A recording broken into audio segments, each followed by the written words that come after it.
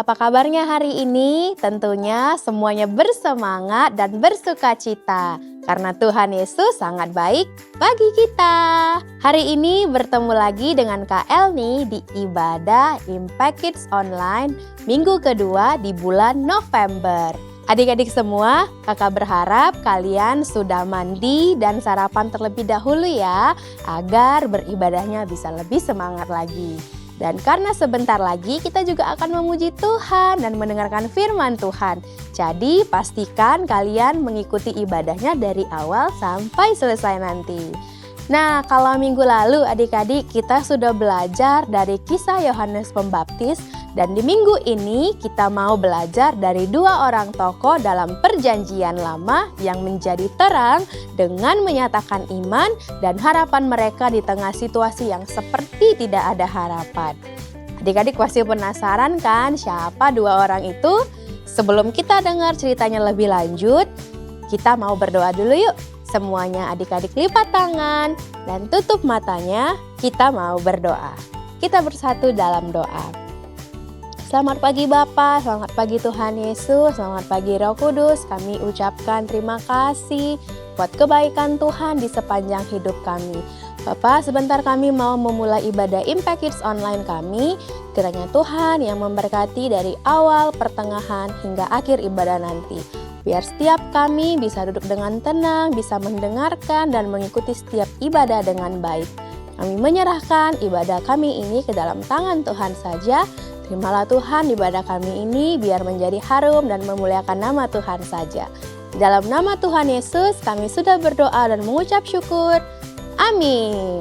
Seperti biasa, kita mau ingat kembali tentang ayat hafalan kita di minggu lalu adik-adik. Ada yang masih ingat tertulis di mana? Ayat hafalan kita minggu lalu diambil dari Yohanes 3 ayat 30 yang berbunyi, ia harus makin besar tetapi aku harus makin kecil. Sekali lagi yuk adik-adik, Yohanes 3 ayat 30. Ia harus makin besar tetapi aku harus makin kecil. Nah, siapa yang sudah tidak sabar untuk memuji Tuhan? Yuk adik-adik kita bangkit berdiri, kita mau bernyanyi bersama-sama dan memuji Tuhan. He's got the whole world in his hands, he's got the whole world in his hands, he's got the whole world in his hands, he's got the whole world in his hands. He's got the wind and the rain in his hands, he's got the wind and the rain. In his hands, he's got the wind and the rain. In his hands, he's got the whole world in his hands. He's got the little bitty baby. In his hands, he's got the little bitty baby. In his hands, he's got the little bitty baby. In his hands, he's got the whole world in his hands. He's got the you and me sister. In his hands, he's got the you and me brother. In his hands, he's got the you and me sister. In his hands, he's got the whole world in his hands. He's got the everybody here. In his hands, he's got the everybody here. In his hands, he's got the everybody here. In his hands, he's got the whole world in his hands. He's got the whole world in his hands.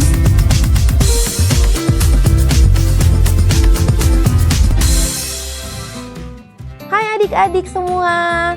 Hari ini kita mau mendengarkan sebuah cerita Alkitab yang diambil dari kitab Bilangan pasal 13 dan 14. Nah adik-adik, apakah kalian masih ingat kisahnya bangsa Israel yang dipimpin oleh Musa keluar dari tanah Mesir menuju ke tanah Kanaan? Jadi saat itu di tengah-tengah perjalanan mereka, Tuhan menyuruh Musa untuk memilih 12 orang, satu orang dari masing-masing suku Israel untuk pergi mengintai tanah Kanaan. Mengintai itu seperti melihat keadaan yang ada di sana untuk tahu apa sih yang mereka mau hadapi.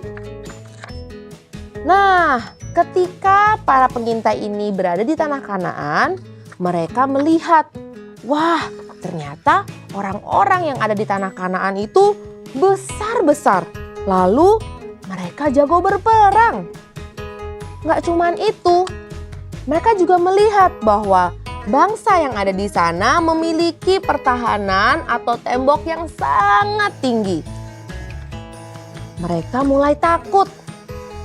Tapi di sisi lain, mereka melihat bahwa ternyata tanah Kanaan itu betul-betul seperti yang Tuhan janjikan. Tanahnya sangat subur, bahkan buahnya sangat besar-besar. Jadi mereka pun terkagum dengan itu. Setelah mereka mengintai selama 40 hari, mereka pun kembali dan melaporkan hasilnya kepada Musa.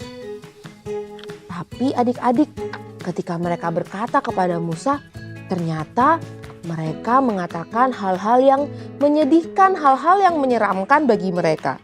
Mereka berkata bahwa di sana itu orangnya tinggi-tinggi, orangnya besar-besar. Kita pasti nggak bisa melawan mereka tuh. Orangnya tinggi banget, orangnya besar banget. Kita kecil-kecil, kita nggak bisa bertengkar. Kita nggak bisa perang. Mereka sudah takut duluan. Karena perkataan orang-orang yang mengintai itu bahwa kondisi di tanah Kanaan itu sangat menyeramkan, maka seluruh bangsa Israel marah kepada Musa. Ini Musa, ini bangsa Israel. Mereka marah, mereka bilang, "Untuk apa kamu bawa kami keluar dari tanah Mesir? Tapi kami harus menghadapi orang-orang yang menyeramkan." Mereka semua ketakutan. Tapi adik-adik, tahukah kalian bahwa ternyata dari 12 orang yang dikirim untuk mengintai, ada 2 orang yang kembali dengan penuh harapan. Nah, inilah mereka.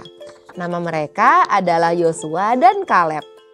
Saat 10 orang pengintai yang lain berkata bahwa kita nggak bisa melawan orang-orang itu. Mereka terlalu besar, mereka jago berperang. Kita pasti kalah. Di saat semua orang berkata seperti itu, Yosua dan Kaleb berkata, tidak, kita pasti bisa karena Tuhan yang ada bersama-sama dengan kita. Yosua dan Kaleb memberi harapan kepada seluruh bangsa Israel bahwa apa yang mereka lihat di tanah Kanaan tidak seberapa dibandingkan Tuhan yang sangat besar. Tapi tahukah adik-adik, bangsa Israel tetap marah dan malah mereka mau melempar Yosua dan Kaleb dengan batu. Tapi tenang, Yosua dan Kaleb tetap dilindungi oleh Tuhan. Mereka tidak jadi dilempar oleh batu. Malahan Tuhan berjanji kepada Yosua dan Kaleb bahwa di antara seluruh bangsa Israel yang sudah dewasa saat itu, hanya Yosua dan Kaleb yang bisa masuk ke tanah perjanjian. Karena mereka percaya sama Tuhan. Nah, apa artinya untuk kehidupan kita sekarang? Yuk kita mau dengarkan di dalam firman Tuhan hari ini. Shalom adik-adik semua, ketemu lagi dengan Kak Bella di Ibadah Impact Kids Online hari ini. Adik-adik nih, sebelum mulai kakak mau nanya, di sini siapa yang pernah ada di ruangan gelap? Atau ada yang di rumahnya pernah mati lampu? Apakah tempat yang gelap tanpa cahaya itu menyenangkan untuk kalian? Kalau buat kakak sih, kakak gak suka ya di tempat gelap. Karena di tempat yang gelap kita tidak bisa melakukan aktivitas apapun. Mungkin untuk sebagian orang, kata gelap itu juga sering dipakai untuk menggambarkan situasi yang penuh masalah, sulit, dan seakan tidak ada jalan keluarnya. Nah, kegelapan ini, masa yang gelap ini, dirasakan oleh pengintai bangsa Israel. Yosua dan Kaleb juga ikut pergi melihat tanah Kanaan. Tapi mereka nggak melihat seberapa besar orang-orang Kanaan dan seberapa kuat orang-orang Kanaan. Mereka malah sebaliknya, yang mereka lihat adalah iman mereka dan rasa percaya mereka kepada Tuhan, bahwa Tuhan telah menjanjikan tanah Kanaan ini untuk bangsa Israel. Nah, Tuhan pun melihat kesetiaan pada Kaleb dan Yosua, sehingga mereka diluputkan dari amarah Tuhan. Kemarahan Tuhan akan bangsa Israel adalah penyebab kenapa bangsa Israel masih harus berjalan di padang gurun selama 40 tahun lamanya. karena Tuhan tidak mau siapapun dari orang-orang dewasa yang saat itu keluar dari Mesir untuk masuk ke tanah Kanaan. Tapi Tuhan beri pengecualian untuk Yosua dan Kaleb karena mereka tetap berpegang dan percaya dan setia pada janji-janji Tuhan. Nah, adik-adik nih, sebagai anak-anak terang yang dipanggil untuk bersinar dalam kegelapan, pastinya kita akan sering menemukan diri kita berada di tengah orang-orang yang tidak punya harapan. Mungkin ada orang-orang di sekitar kita yang sudah putus asa dan merasa tidak bisa melakukan apapun. Atau mungkin diri kita sendiri yang merasa bahwa pelajaran sekolah, cita-cita, maupun masalah yang kita hadapi itu terlalu susah dan kita tidak mungkin bisa mengatasinya. Belajar dari Yosua dan Kaleb, kita mau terus melihat Tuhan yang lebih besar dari semua masalah yang ada di depan kita. Sehingga kita juga bisa menjadi terang yang menguatkan orang-orang lain di sekitar kita yang mungkin sedang putus asa. Nah, sekarang kita mau baca ayat hafalan kita yang diambil dari Yeremia 17 ayat 7. Ayatnya berbunyi, "Diberkatilah orang yang mengandalkan Tuhan, yang menaruh harapannya pada Tuhan." Nah, kakak mau kalian sama-sama baca sama kakak ya. Oke, kita mau baca di sama-sama. 1, 2, 3. Diberkatilah orang yang mengandalkan Tuhan, yang menaruh harapannya pada Tuhan. Oke adik-adik, kita udah mau selesai nih. Sekarang kita mau baca kalimat komitmen kita hari ini. Seperti biasa, kita mau angkat tangan kita sebelah kanan, lalu diletakkan ke dada sebelah kiri, dan kita sama-sama baca kalimat komitmen hari ini. Kalimat komitmen hari ini yaitu, aku kuat untuk terus bersinar karena aku punya Tuhan yang besar. Kita mau baca sama-sama ya adik-adik. 1, 2, 3. Aku kuat untuk terus bersinar karena aku punya Tuhan yang besar. Amin. Mari kita sama-sama berdoa adik-adik. Kita mau lipat tangan, tutup mata, kita bersatu dalam doa. Tuhan Yesus yang baik Tuhan, terima kasih Tuhan kalau hari ini kami telah belajar Tuhan akan kesetiaan-Mu Tuhan atas hidup kami Tuhan. Tuhan, ajar kami untuk selalu berpegang atas segala janji-janji-Mu Tuhan. Ajar kami Tuhan untuk selalu melihat Tuhan yang melebihi segala apapun masalah kami Tuhan. Kami percaya Tuhan, kuasa-Mu Tuhan nyata Tuhan atas hidup kami. Apapun Tuhan yang ada di sekitar kami Tuhan yang membuat kami mungkin putus asa Tuhan, hilang pengharapan Tuhan. Hari ini Tuhan kami mau kembali percaya Tuhan kalau Engkau adalah Allah yang besar, Allah yang melebihi segala keputusasaan itu, segala masalah yang kami hadapi. Engkau Allah yang sangat rahmat besar Tuhan. Tuhan, sekarang kami mau melanjutkan aktivitas kami.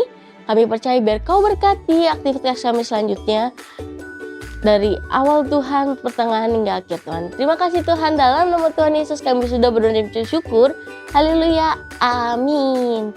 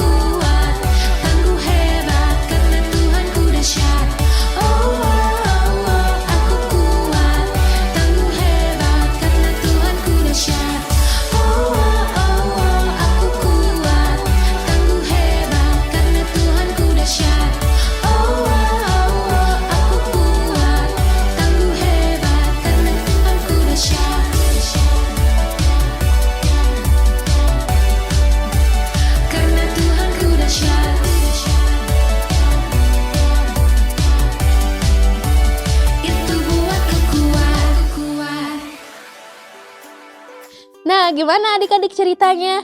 Keren ya Yosua dan Caleb? Pasti dong mereka keren karena mereka percaya sama Tuhan yang juga keren adik-adik. Dan kita juga bisa seperti mereka loh adik-adik, asalkan kita terus percaya dan berharap sama Tuhan saja. Kalau adik-adik yang sudah mengerjakan aktivitas di rumah, boleh yuk kirimkan hasil gambarnya atau hasil aktivitasnya ke nomor call center Impact Kids yang ada di bawah ini. Sekarang ibadah kita sudah selesai adik-adik. See you next week. Happy Sunday and God bless you. Bye.